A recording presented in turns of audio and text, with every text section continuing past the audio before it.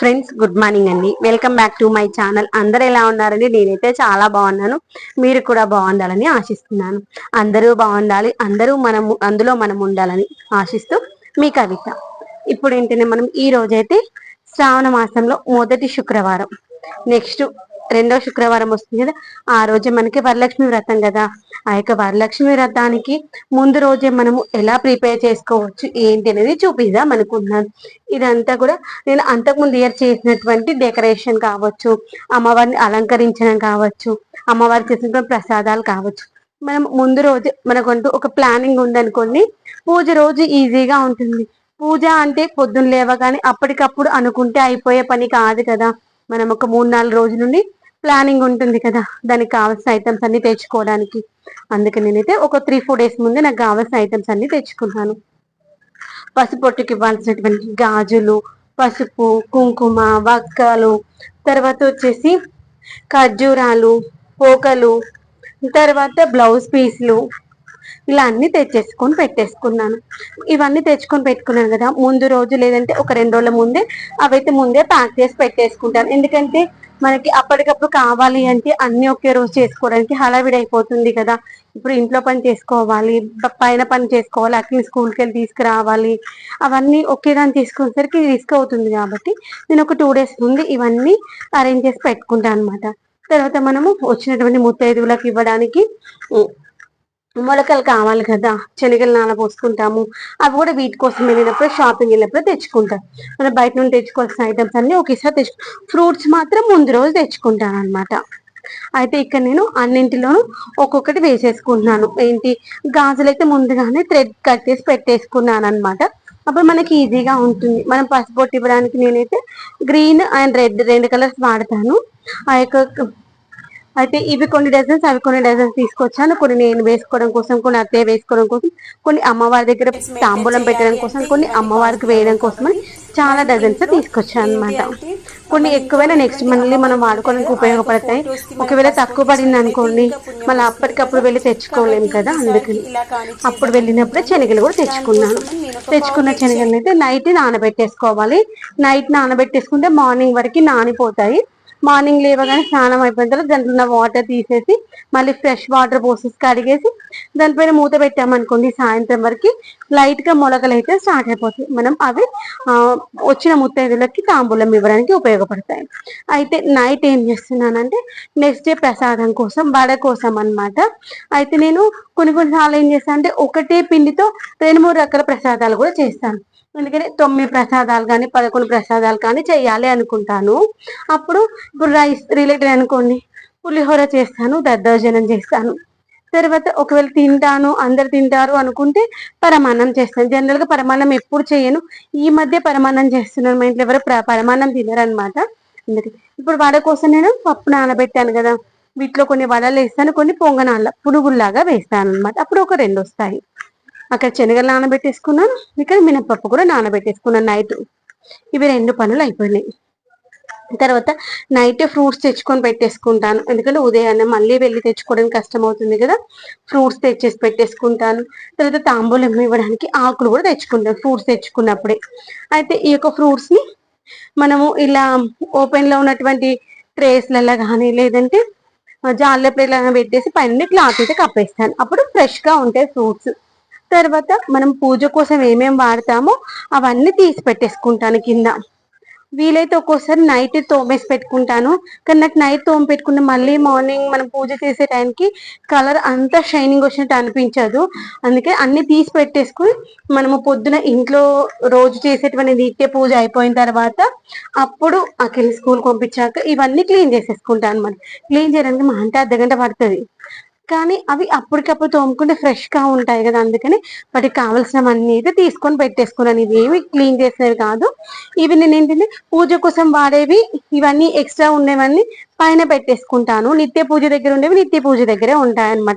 Calcium చెంబు కావచ్చు, ఆ యొక్క పూల బుట్టి కావచ్చు, ప్రసాదాల చెంబులు కావచ్చు, హారతి ప్లేట్స్, అలా అన్ని కూడా సపరేట్ గా ఉంటే వాటన్నింటినీ ఒక బాక్స్ లో పెట్టేసి పెట్టుకుంటాను.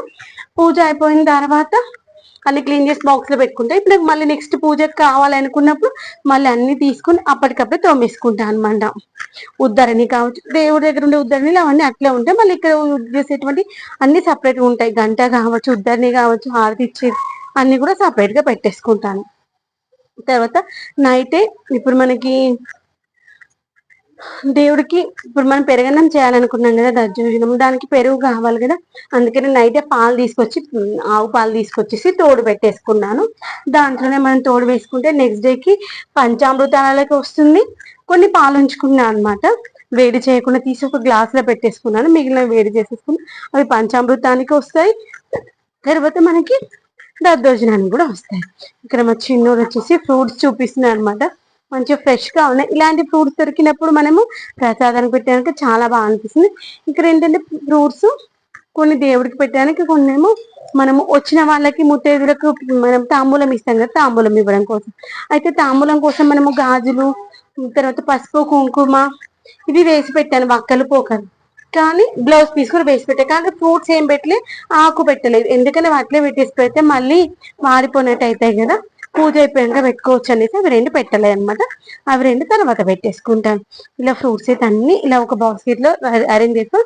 పైన ఉండేది మన ఫ్రూట్ పైన వేసేటువంటి నా దగ్గర ఊల్ది ఒకటి ఉంటుంది నాప్కిన్, అది వేసేసి పెట్టేసుకుంటాను అనమాట. ఇదిగోండి, ఈ రోజు అయితే ఈ విధంగా చేసుకున్నాను. నేను ఏదైనా కానీ పూజ చేసుకుంటా అనుకున్నప్పుడు ముందుగానే అన్ని అరేంజ్ చేసి పెట్టేసుకుంటాను. ఇదిగోండి, ఇలా కప్పేసి పెట్టుకుంటాను. అలా మనం ముందే అరేంజ్ చేసి పెట్టేసుకున్నాం అనుకోండి, నెక్స్ట్ డే అంతా హాదర ఉండదు. లేదు అంటే టెన్షన్ పడుతూ ఉంటాం, అయ్యో ఇది లేదు అది లేదు. తర్వాత ముందు రోజే బత్తులన్నీ చేసి పెట్టేసుకుంటాను, కావాల్సిన వస్త్రం తయారు చేసుకుంటాను. తర్వాత అమ్మవారికి వేయడానికి మాల మన తోటలో ఉంటాయి కదా మల్లెపూలు, ఆ మల్లెపూలు తీసుకొచ్చుకొని మల్లెపూల మాల కట్టేసుకుంటాను.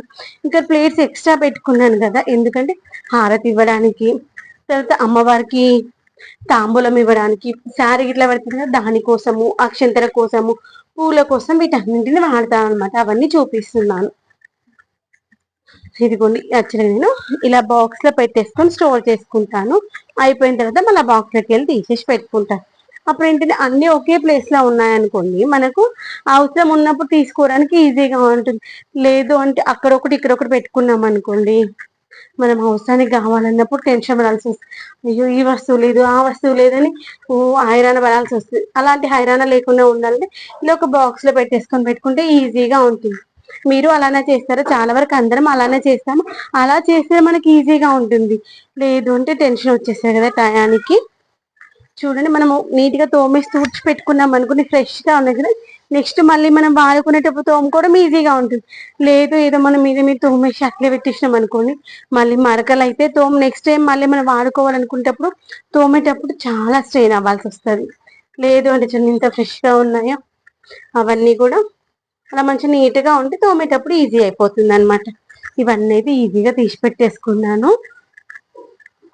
ఇంకా ఆల్మోస్ట్ అన్ని అయిపోయినట్టే సర్దుకోవడము. తర్వాత అమ్మవారికి ఏ శారీ కట్టించాలనుకుంటున్నానో ఆ శారీ కూడా నీట్ గా తీసి పెట్టేసుకుంటాను. శారీ తర్వాత మనము అమ్మవారికి ఉపయోగించేటువంటి కలశం కావచ్చు, కింద పెట్టేటువంటి బిందె కావచ్చు, అవన్నీ ఒక దగ్గర పెట్టేసుకుంటాను. తర్వాత ఒకవేళ నేను ఒక పీట పైన వేయాలనుకోండి, ఆ పీట పైన వేసేటువంటి క్లాత్, తర్వాత బియ్యము అవన్నీ ఒక కవర్లో పెట్టేసుకొని పక్కన పెట్టేసుకుంటాను. అప్పుడు ఈజీ అయిపోతుంది అనమాట సర్దేసుకోవడము.